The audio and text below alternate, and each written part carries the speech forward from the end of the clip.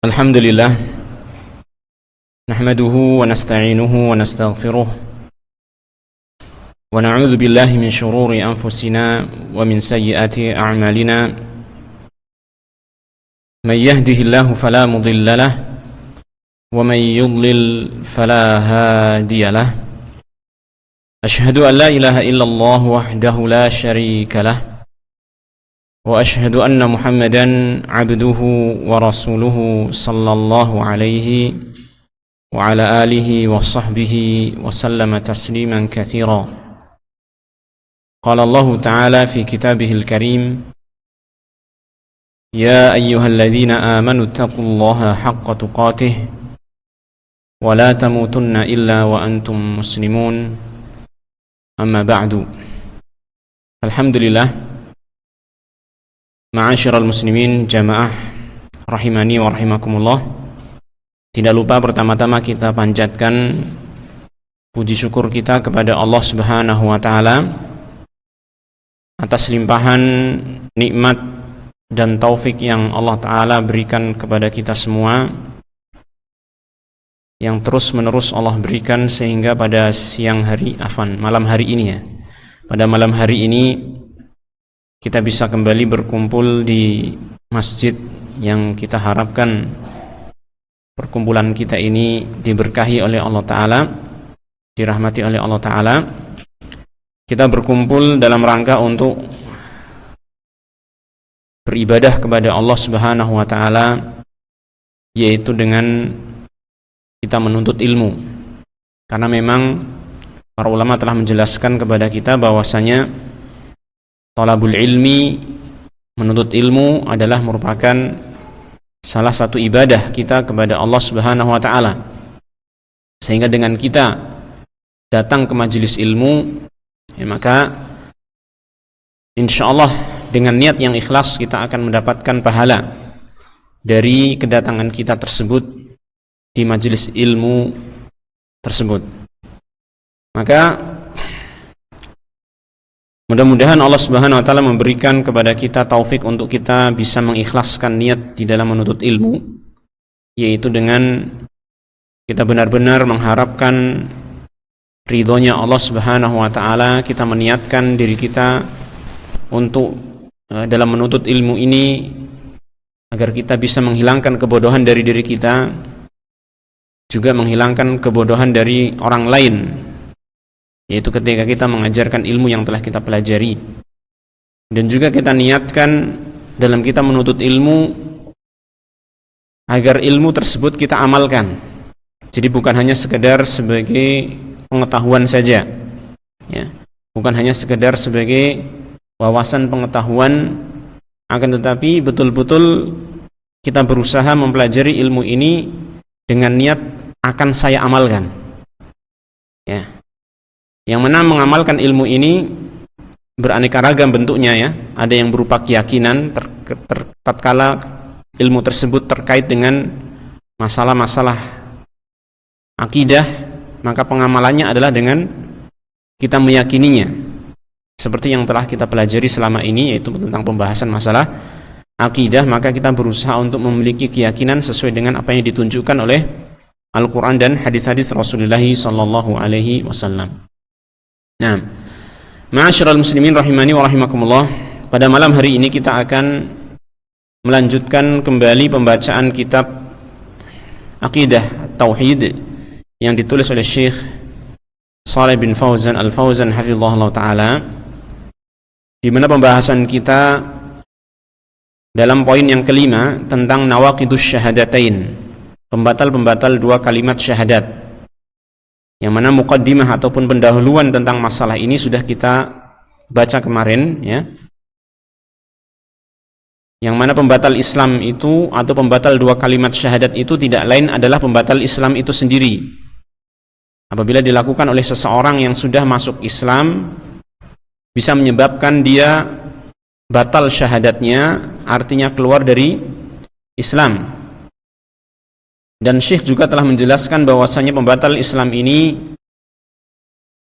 cukup banyak, telah dijelaskan oleh para ulama di dalam kitab-kitab fikih mereka terutama dalam bab tertentu, bab khusus ya, bab khusus yang mereka sebut dengan bab tentang riddah, tentang murtadnya seseorang, apa saja penyebab-penyebabnya.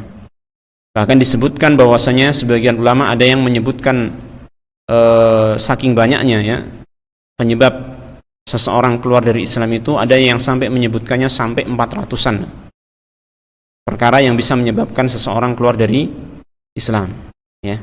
Jadi cukup banyak. Namun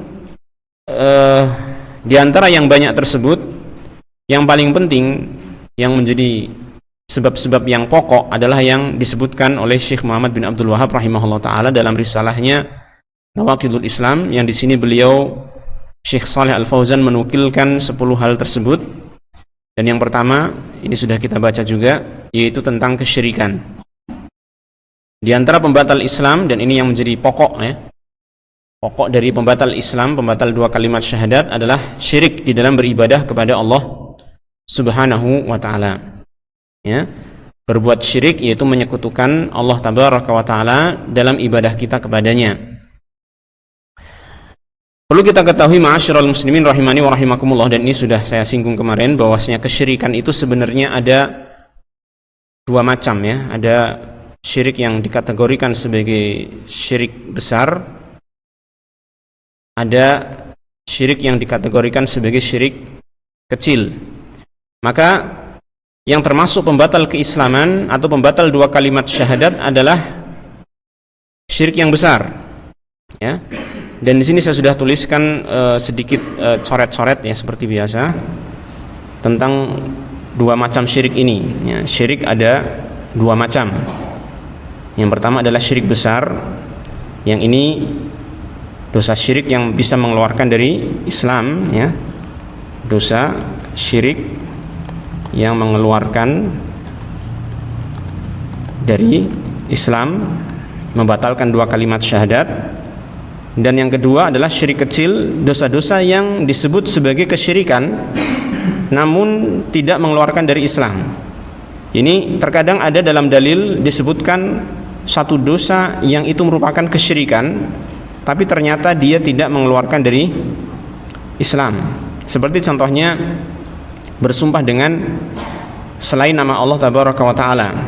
Man halafa bi ghairillahi faqad kafara au asyraka. Dalam hadis disebutkan demikian. Barang siapa yang bersumpah dengan selain nama Allah taala, maka dia telah berbuat kafir ataupun syirik. Di sini dalam hadis tersebut dinaskan, disebutkan secara tegas itu perbuatan namanya apa? Syirik. Tetapi para ulama telah menjelaskan apabila dia hanya sekedar ucapan lisan bersumpah dengan selain nama Allah Tabaraka wa taala, maka itu kategorinya syirik kecil yang tidak mengeluarkan seseorang dari Islam ya. Ini syirik kecil. Nah, yang mengeluarkan dari Islam yang menjadi pembahasan kita dalam bab ini adalah yang syirik besar. Yang syirik besar ini yaitu apa saja bentuknya? Secara umum bisa kita sebutkan ada 2 bentuk, walaupun mungkin ada yang lain ya, tetapi secara umum ada 2 bentuk kesyirikan yang besar. Yang pertama adalah meyakini adanya tandingan atau sekutu bagi Allah dalam kekhususannya. Jadi memiliki keyakinan adanya tandingan atau sekutu atau yang serupa dengan Allah Tabaraka wa taala dalam kekhususannya. Nah, di sini perlu kita fahami apa yang dimaksud dengan kekhususan Allah taala, yaitu sifat rububiyahnya. Sifat apa? Rububiyahnya dan nama-nama dan sifat-sifat yang khusus bagi Allah Tabaraka wa taala.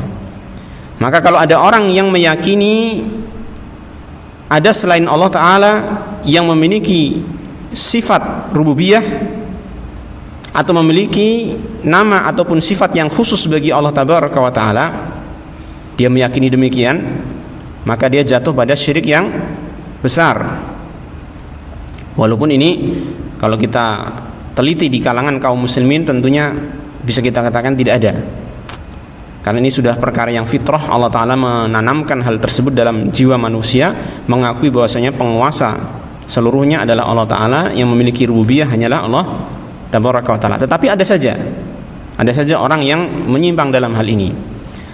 Bagaimana contohnya? Contohnya adalah seperti misalnya ada orang yang memiliki keyakinan bahwasanya ada selain Allah Tabaraka wa Ta'ala yang bisa memberikan rezeki. Ya, ada selain Allah Ta'ala yang bisa memberikan rezeki. Saya tanya, memberikan rezeki ini khusus milik Allah bukan? Khusus milik Allah. Ketika ada seseorang yang memiliki keyakinan bahwasanya ada selain Allah Ta'ala yang menguasai rezeki, yang bisa membagi rezeki, maka itu adalah syirik besar. Nah, contohnya yang lain, menyembuhkan penyakit, ya. Menyembuhkan penyakit, kalau ada orang yang berkeyakinan selain Allah Ta'ala bisa menyembuhkan penyakit, maka jatuh pada syirik besar. Ya. Kalau ada yang bertanya, loh itu ada mukjizat Nabi Musa, Nabi Isa gitu ya. Nabi Isa yang bisa menyembuhkan penyakit. Bagaimana itu? Atau kisahnya Ghulam yang ada di Ashabul Ukhdud, yang dia bisa menyembuhkan orang yang buta. Bagaimana itu jawabannya? Itu yang menyembuhkan bukanlah Nabi Isa, bukan pula siapa? Ghulam tersebut. Yang menyembuhkan adalah Allah Subhanahu wa Ta'ala. Hanya saja Allah Ta'ala menjadikan mereka berdua sebagai sebab kesembuhan dengan apa yang mereka lakukan. Nah, intinya ketika seseorang memiliki keyakinan adanya tandingan atau sekutu bagi Allah dalam kekhususannya, seperti dalam sifat-sifat rububiyahnya, misalkan Allah itu hanya menguasai bumi, kemudian planet itu yang menguasai selain Allah, misalkan gitu ya. Ada keyakinan seperti itu, maka jelas itu sudah keyakinan yang mengeluarkan seseorang dari Islam seandainya dia sebelumnya masuk Islam. Syirik besar yang kedua adalah syirik dalam hal ibadah, dan ini yang disebutkan dalam kitab kita tadi, dalam kitabnya Syekh Shalih Al-Fauzan tadi, ketika beliau mengatakan asyirku fi ibadatillah, ya, ini adalah syirik besar jenis yang kedua, yaitu syirik dalam apa? Dalam peribadahan, memberikan ibadah kepada selain Allah. Jadi apa saja bentuk perbuatan yang dia dikategorikan sebagai ibadah, ya, maka itu harus ditujukan kepada Allah Subhanahu wa Ta'ala saja. Adapun jika diberikan kepada selain Allah, maka jatuhlah dia ke dalam perbuatan syirik besar. Ya, ini contohnya apa? Misalnya ibadah, doa. Ya, berdoa itu adalah ibadah. Meminta sesuatu hajat kebutuhan kita, ya, dalam perkara yang hanya dimampui oleh Allah Ta'ala, maka ini jelas ibadah. Maka nggak boleh berdoa kepada selain Allah Subhanahu wa Ta'ala. Kemudian apalagi contohnya yang merupakan ibadah yang besar, tawakal. Ibadah yang besar, ibadah hati yang besar adalah tawakal, menggantungkan hati kita kepada Allah Subhanahu wa Ta'ala dalam kita mendapatkan manfaat ataupun menolak bahaya. Maka itu adalah ibadah, harus kita berikan kepada Allah Ta'ala saja. Enggak boleh seseorang itu menggantungkan hatinya kepada selain Allah Ta'ala, ya. Apabila dia bergantung kepada selain Allah Ta'ala dalam mendapatkan manfaat ataupun menolak bahaya, maka bisa jadi jatuh dalam syirik besar. Nah, termasuk apa yang disebutkan oleh penulis, yaitu tentang apa? Menyembelih, ya. Tentang menyembelih. Di sini wa minhu adzabhu li ghairillah. Seperti menyembelih untuk selain Allah Ta'ala, maka itu termasuk syirik besar, karena adzabhu ataupun menyembelih itu adalah apa? Ibadah, ya. Sebagaimana yang disebutkan dalam Al-Qur'an, qul inna salati wa nusuki wa mahyaya wa mamati lillahi rabbil alamin. Katakanlah sesungguhnya salatku, nusukku. Nusuk di sini di antara penjelasan ahli tafsir, dia adalah ibadahku, apa namanya, sembelihanku, maaf. Nusuki adalah sembelihanku, penyembelihanku. Ya, inna salati wa nusuki wa mahyaya wa mamati lillahi rabbil alamin. Semua kehidupanku dan kematianku adalah untuk Allah Rabbul Alamin. Juga di antara dalil yang menunjukkan menyembelih adalah merupakan ibadah adalah firman Allah Ta'ala, inna a'tainakal kautsar fasalli li rabbika wanhar. Sesungguhnya kami telah memberikan kepada engkau wahai Muhammad sallallahu alaihi wasallam al-kautsar, fasalli li rabbika wanhar, maka salatlah kamu untuk Tuhanmu dan sembelihlah. Penyembelihan binatang sembelihan yaitu lirabbika, untuk Tuhanmu juga. Maka ini menunjukkan bahwasanya menyembelih adalah apa? Ibadah kepada Allah Subhanahu wa taala. Hanya saja kalau kita perhatikan dalam amalan-amalan kita ketika menyembelih, maka di sana ada beberapa macam bentuk penyembelihan. Ya, ini saya tuliskan di sini apa yang disampaikan oleh Syekh Muhammad bin Shalih Al-Utsaimin rahimahullah taala di dalam Syarah Thalathatil Usul. Bisa kita lihat dalam bukunya, barang siapa ada yang memilikinya bisa melihatnya, ya kan? Dalam pembahasan tentang masalah penyembelihan, maka beliau menjelaskan tentang definisi menyembelih itu apa. Maka beliau menyebutkan menghilangkan nyawa dengan menumpahkan darah dengan cara tertentu. Ini secara ringkas tentang definisinya. Adapun yang kita dapati di kebiasaan manusia, maka menyembelih itu ada 3 macam. Kata beliau, ada beberapa bentuk penyembelihan. Yang pertama, penyembelihan yang merupakan ibadah, ya, yaitu penyembelihan yang bertujuan untuk mengagungkan atau mendekatkan diri kepada zat yang dituju dengan penyembelihan itu. Inilah yang harus ditujukan kepada Allah, dan menunjukkannya kepada selain Allah merupakan syirik besar. Ini yang apabila ditujukan kepada selain Allah merupakan syirik yang besar, ya. Jadi menyembelih tujuannya untuk mengagungkan seseorang dengan menumpahkan darah binatang sembelihan, ya, bukan tujuannya untuk mendapatkan daging. Kalau tujuannya untuk mendapatkan daging, maka masuk ke poin yang kedua dan ketiga. Yang kedua, menyembelih untuk memuliakan tamu atau untuk acara walimah dan semisalnya, maka ini diperintahkan secara syariat. Ini di antara bentuk penyembelihan adalah orang menyembelih binatang, ya, tapi tujuannya itu bukan menumpahkan darahnya itu, tetapi apa?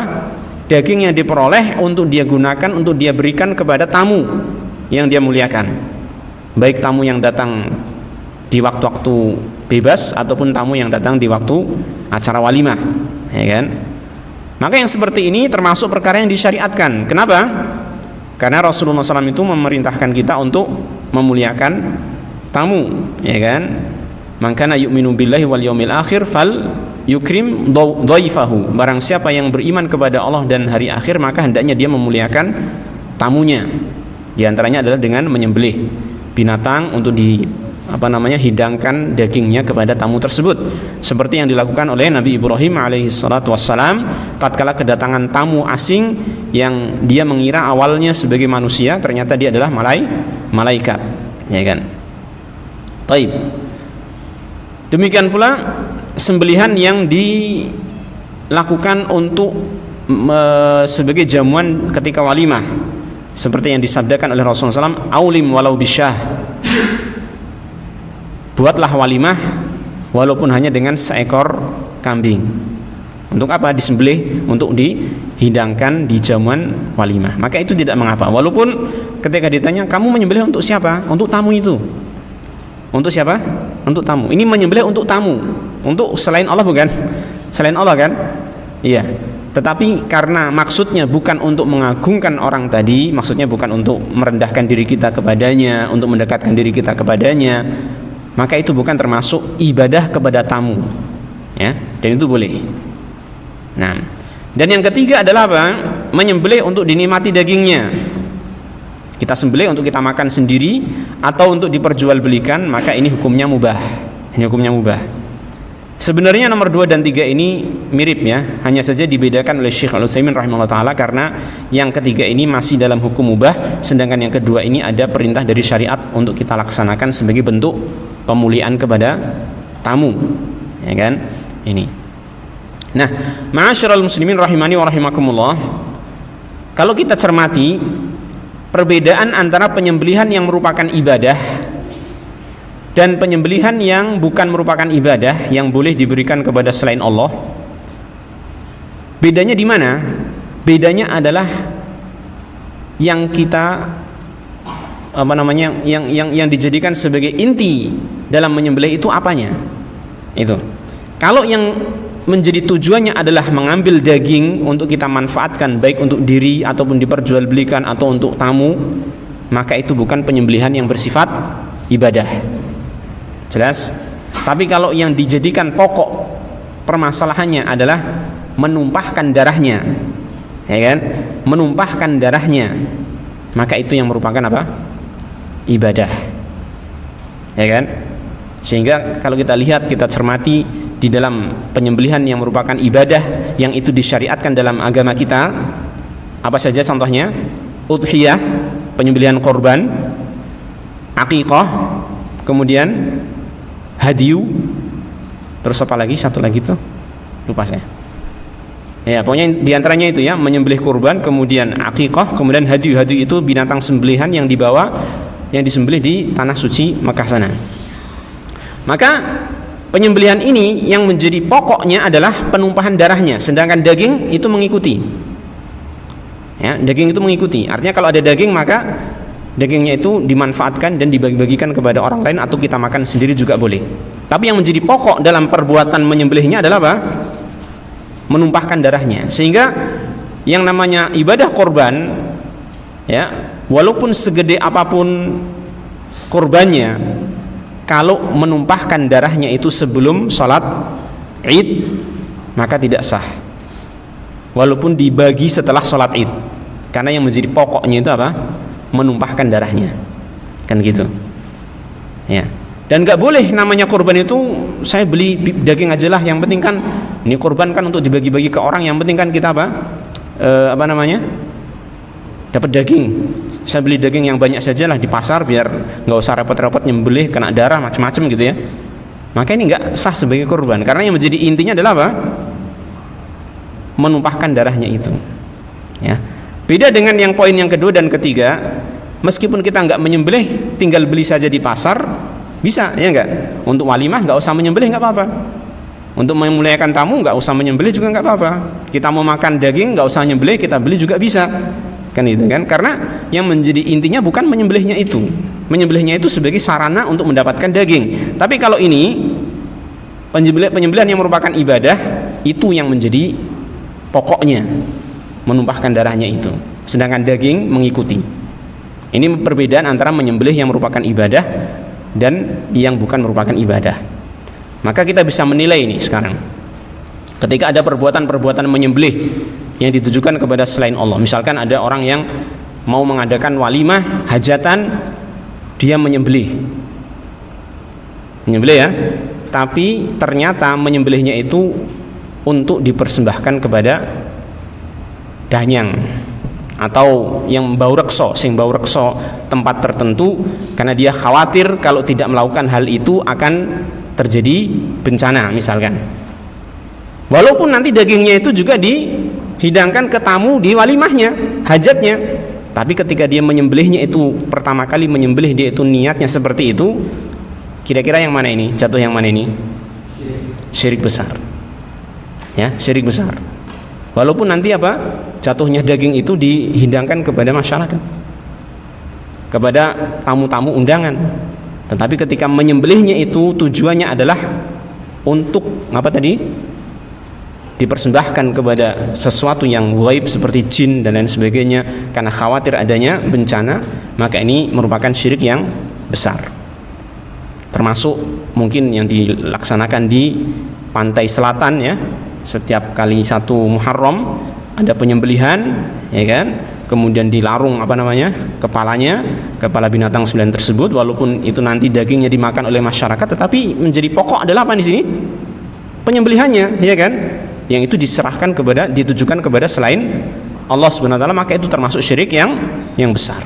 Nah, ini contoh ya, contoh-contoh perbuatan syirik yang bisa mengeluarkan dari Islam. Dan masih banyak lagi yang nanti insyaallah akan ada tambahan penjelasan tentang masalah contoh-contoh kesyirikan dalam kitab kita insyaallah taala. Baik, selanjutnya di antara pembatal Islam yang kedua adalah man ja'ala bainahu wa bainallahi wasa'ita yad'uuhum wa yas'aluhum asy-syafa'ata. Sebelum saya lanjutkan ke ini, tadi ada satu yang terluput barangkali ya, yaitu tentang masalah syirik kecil. Saya ingin menjelaskan juga ya, syirik kecil. Tadi kan sudah kita sebutkan syirik besar yang dia itu merupakan apa?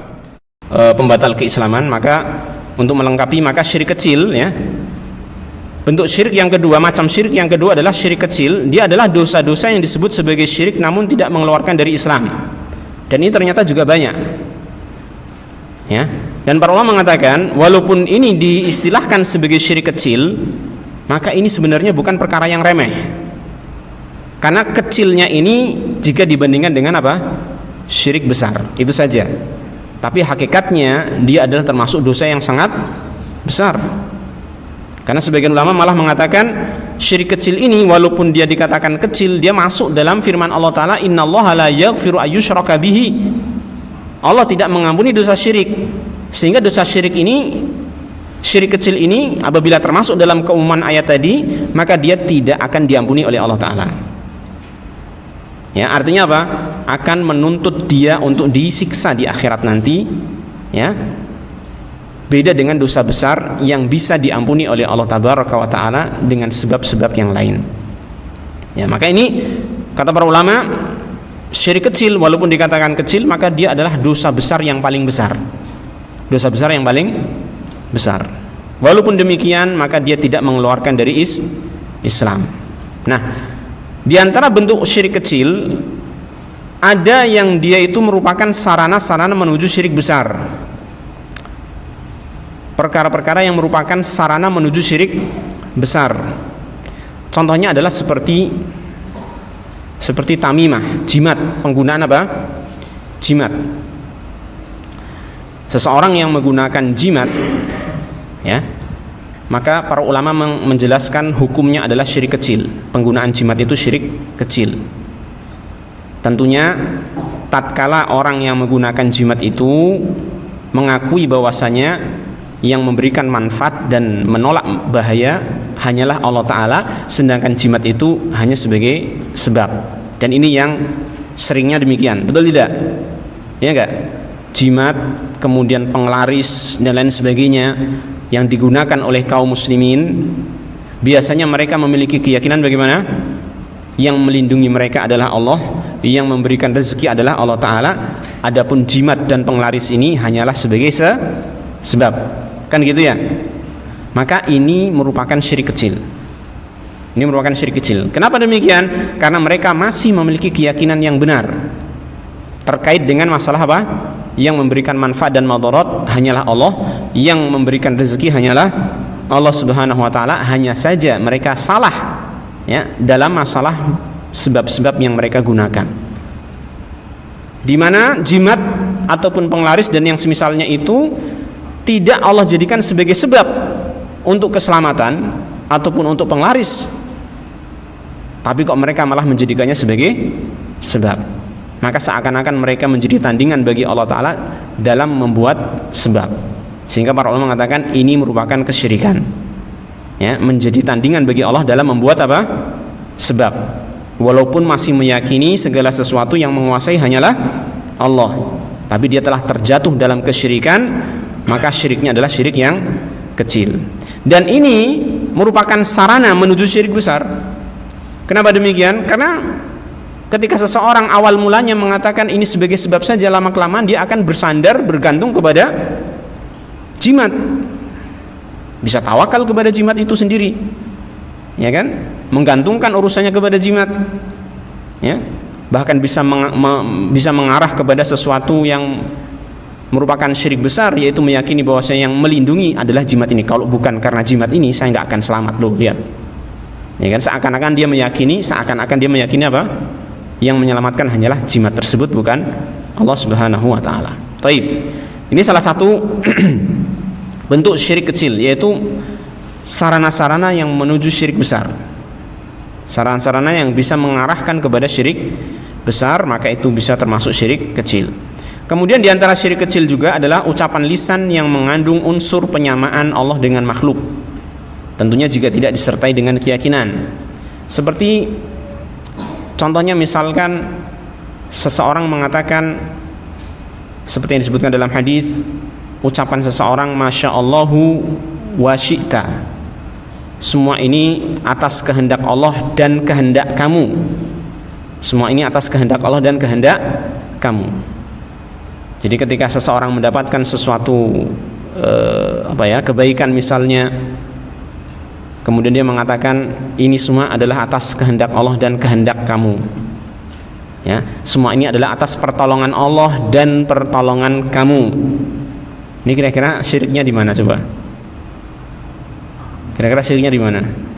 Menyamakan kamu, ya, dengan Allah Ta'ala dalam kehendak dan dalam pertolongan, karena digunakan kata dan, ya enggak?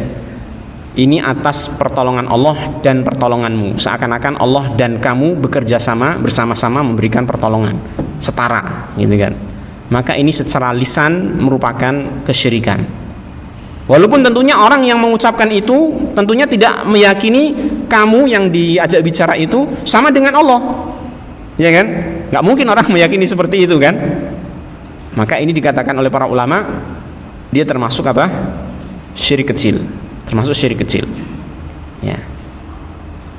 Lalu bagaimana agar kita terlepas dari ucapan-ucapan yang termasuk syirik kecil ini? Kalau seperti tadi misalnya, ya, ini atas kehendak Allah dan kehendak kamu, kita ganti ini atas kehendak Allah kemudian kehendak kamu, ini atas pertolongan Allah kemudian pertolongan kamu, gitu. Jadi kalau kita ingin masih menyebutkan andil dari seseorang yang berbuat baik kepada kita, memberikan pertolongan kepada kita, kita bisa ucapkan seperti tadi, ini atas pertolongan Allah kemudian pertolongan si fulan, bukan dengan kalimat dan, gitu ya. Karena kalau dengan menggunakan kemudian itu sudah memberikan pembedaan antara apa yang disebutkan pertama dengan yang kedua, kan gitu. Nah, ini contoh syirik dalam ucapan, dan dia termasuk syirik kecil, dan masih banyak lagi yang lain, insyaallah nanti kita juga akan pelajari. Kemudian diantara syirik kecil adalah riya dan sum'ah. Riya dan sum'ah, yaitu melakukan sebuah amalan ibadah dengan niat untuk mendapatkan pujian dari manusia.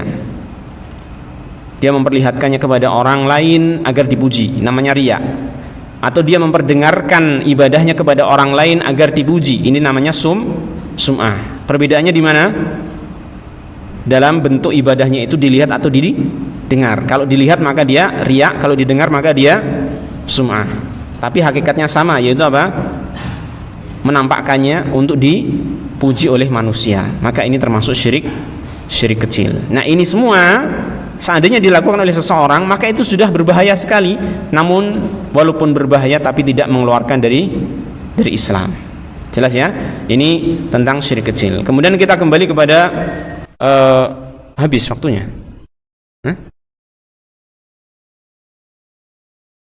Masih 7 menit. Nah, tidak apa-apa. Kita ambil yang kedua ini. Pembatal Islam atau pembatal dua kalimat syahadat yang kedua adalah man ja'ala bainahu wa bainallahi wasa'ita. Orang yang menjadikan antara dirinya dengan Allah Subhanahu wa taala wasa'ita. Wasa'it itu apa? Wasit. Wasit itu apa? Wasit itu antara klub A dengan klub B, pertengahannya ada wasit. Berarti dia yang menengahi. Perantara lah ya. Perantara. Nah, orang yang menjadikan antara dirinya dengan Allah Ta'ala perantara-perantara dalam ibadah maksudnya. Yad'uhum wa yas'aluhumus syafa'ata. Dia berdoa kepada perantara-perantara tersebut. Dia meminta kepada perantara-perantara tersebut syafaat, meminta syafaat kepada perantara itu. Wa yatawakkalu alaihim, dan dia bersandar hatinya kepada perantara-perantara tersebut. Fa innahu yakfuru ijma'an, maka orang tersebut ya, dia telah kafir secara ijma', kesepakatan para ulama kaum muslimin. Ya. Sebenarnya ma'asyiral muslimin rahimani wa rahimakumullah, poin yang kedua ini adalah bagian dari poin yang pertama. Karena dia merupakan kesyirikan. Hanya saja disendirikan oleh penulis karena saking banyaknya orang-orang yang melakukan seperti ini, bahkan orang-orang musyrik terdahulu, kesyirikan mereka hakikatnya adalah seperti ini. Mereka tidak meyakini sesembahan-sesembahan mereka sebagai zat yang memberikan manfaat dan mudarat kepada mereka. Mereka tidak meyakini bahwasanya sesembahan-sesembahan itu yang menguasai alam semesta. Tidak. Mereka tidak meyakini bahwasanya sesembahan-sesembahan itu yang memberi rezeki kepada mereka. Tidak juga. Karena ketika mereka ditanya siapa yang menciptakan kalian, siapa yang menciptakan langit dan bumi, siapa yang memberikan rezeki kepada kalian, mereka menjawab semuanya dijawab dengan Allah. Tapi kesyirikan mereka ternyata apa? Dalam masalah yang kedua ini. Poin yang kedua ini. Ketika mereka beribadah tidak langsung menuju kepada Allah, tapi menjadikan perantara-perantara antara dia dengan Allah Ta'ala. Ketika dia berdoa tidak langsung berdoa kepada Allah, tapi berdoa kepada zat-zat yang lain yang mereka anggap sebagai syafaat, sebagai perantara antara dia dengan Allah. Ya. Dan ini adalah hakikatnya adalah kesyirikan itu sendiri. Ya. Kalau kita bisa lihat di dalam Al-Qur'an, ya, maka kita bisa lihat di dalam surat Az-Zumar ayat 3 dan juga surat Yunus ayat 18. Ini sudah tuliskan di sini. Surat Az-Zumar ayat 3, Allah berfirman, "Ala lillahi dinul khalis." Ingatlah, hanya kepunyaan Allah saja agama yang bersih dari kesyirikan, agama yang murni. Jadi Allah Ta'ala itu memiliki agama yang dia tidak menginginkan adanya kesyirikan di sana. Ya, pengennya murni saja untuk Allah Ta'ala saja. Walladzina takhadhu min dunihi awliya ma na'buduhum illa liyuqarribuna ila Allahi zulfa. Dan orang-orang yang menjadikan, orang-orang yang mengambil pelindung selain Allah Ta'ala, maksudnya mereka orang-orang yang berbuat syirik, mereka mengatakan ma na'buduhum illa liyuqarribuna ila Allahi zulfa. Kami itu tidak menyembah mereka melainkan supaya mereka mendekatkan kami kepada Allah dengan sedekat-dekatnya. Maksudnya ketika mereka meminta kepada Allah, mereka khawatir tidak diterima doanya. Mereka beranggapan kami itu banyak dosa. Kalau saya meminta langsung kepada Allah mungkin gak akan diterima karena banyak dosanya. Maka itu loh orang-orang soleh yang sudah meninggal itu, mereka adalah orang-orang yang dekat dengan Allah Ta'ala. Kita berperantara dengan mereka orang yang soleh agar doa kita itu cepat dikabulkan oleh Allah. Akhirnya mereka datang ke kuburannya orang soleh. Mbah, Syekh Fulan, tolong sampaikan kepada Allah, saya membutuhkan ini dan itu. Ya, hakikatnya orang ini sedang apa? Berdoa kepada siapa? Kepada mayit. Hakikatnya berdoa kepada siapa? Mayit. Maka itulah hakikatnya kesyirikan itu sendiri. Meminta perantara seperti itu hakikatnya adalah apa? Kesyirikan itu sendiri. Maka selayaknya kita itu berdoa langsung kepada Allah, dan Allah telah menyatakan demikian. Ya, telah menyatakan apa? Wa idza sa'alaka 'ibadi 'anni fa inni qarib ujibu da'watad da'i idza da'an. Apabila hambaku bertanya kepadamu tentang aku, maka aku itu dekat. Ujibu da'watad da'i idza da'an. Aku menjawab, mengijabahi seruan doa hambaku ketika dia berdoa kepada aku secara langsung. Ya kan gitu. Maka meminta atau menjadikan seseorang sebagai perantara antara dia dengan Allah Ta'ala dalam ibadah, terutama perantara yang hakikatnya dia telah meninggal dunia, maka ini merupakan kesyirikan yang besar. Maka Allah Ta'ala mengatakan dalam ayat ini, dalam surat Az-Zumar, innallaha yahkumu bainahum fima hum fihi yakhtalifun innallaha la yahdi man huwa kadzibun kafar. Di bagian akhir ayat ini Allah mengatakan sesungguhnya Allah tidak menunjuki orang-orang yang pendusta lagi sangat ingkar. Kadzibun kafar. Allah mengatakan orang tersebut dusta karena sebenarnya orang yang dijadikan sebagai perantara itu tidak bisa menjadi perantara. Dan Allah mengatakan mereka sebagai orang yang kafar karena mereka telah melakukan bentuk pengingkaran, yaitu kekafiran. Juga dalam surat Yunus ayat 18 Allah mengatakan wa ya'buduna min dunillahi ma la yadhurruhum wa la yanfa'uhum wa yaquluna haula'i syufa'auna 'indallah. Mereka menyembah selain Allah, yaitu sesuatu yang tidak bisa memberikan madarat kepada mereka, tidak pula manfaat kepada mereka. Dan mereka berkata mereka itu hanyalah pemberi syafaat kami di sisi Allah Ta'ala, menganggapnya sebagai pemberi syafaat di sisi Allah Tabaraka wa Ta'ala. Padahal syafaat itu ada ketentuan-ketentuannya, yang diantaranya adalah apa?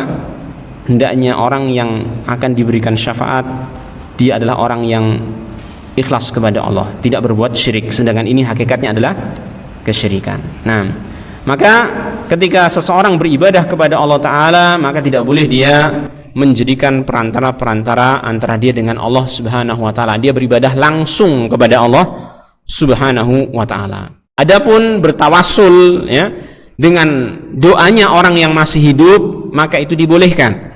Seperti misalnya para sahabat minta kepada Nabi Muhammad SAW ketika masih hidup agar berdoa kepada Allah. Ada di antara kisah yang disebutkan adalah apa? Seorang A'rabi Badui ya mengadukan tentang kemarau yang panjang, yang kekeringan yang sangat luar biasa, tidak ada hujan yang turun ya. Maka Nabi Muhammad SAW orang Badui tersebut datang ke masjid ketika salat Jumat, ketika Nabi Muhammad SAW sedang berkhutbah, mengadukan tentang keadaannya, kemudian minta kepada Nabi SAW untuk berdoa kepada Allah Ta'ala. Lalu Nabi Muhammad SAW berdoa, minta hujan kepada Allah Ta'ala, belum turun dari mimbar, maka beliau telah basah jenggotnya dengan air hujan yang turun. Ya, maka ini dibolehkan. Kenapa? Karena ketika seseorang yang dijadikan perantara adalah orang yang masih hidup, tolong doakan saya, maka orang yang masih hidup itu bisa mendoakan dia, kan gitu kan. Adapun orang yang telah mati, maka mereka tidak bisa mendengar orang yang meminta kepadanya, dan dia juga tidak bisa melakukan apa yang diminta tersebut, sehingga dia merupakan kesyirikan. Maka tawassul dengan orang yang masih hidup, dengan orang yang soleh yang masih hidup ya, maka itu dibolehkan. Tidak termasuk poin yang kedua ini, tetapi bertawassul kepada orang yang sudah mati, inilah yang dimaksud di dalam poin yang kedua ini. Beribadah kepada Allah tapi tidak langsung, yaitu ada pihak ketiga yang dia beribadah kepadanya sebelum kepada Allah Subhanahu wa taala. Inilah ma'asyiral ikhwah azanillah wa yakum ya, penjelasan tentang pembatal keislaman, pembatal tauhid, yang mana hakikatnya ini semua merupakan kesyirikan kepada Allah Subhanahu wa taala. Baik poin yang pertama ataupun poin yang kedua, ini semua adalah kesyirikan yang besar yang merupakan pembatal tauhid. Nanti insyaallah kita lanjutkan pada pembatal yang berikutnya, yang ketiga dan selanjutnya pada pertemuan yang akan datang insyaallah taala. Kita cukupkan pembahasan kita di malam hari ini, kita akhiri. Wassallallahu wasallam ala nabiyyina Muhammadin wa ala alihi wa sahbihi ajma'in walhamdulillahi rabbil alamin.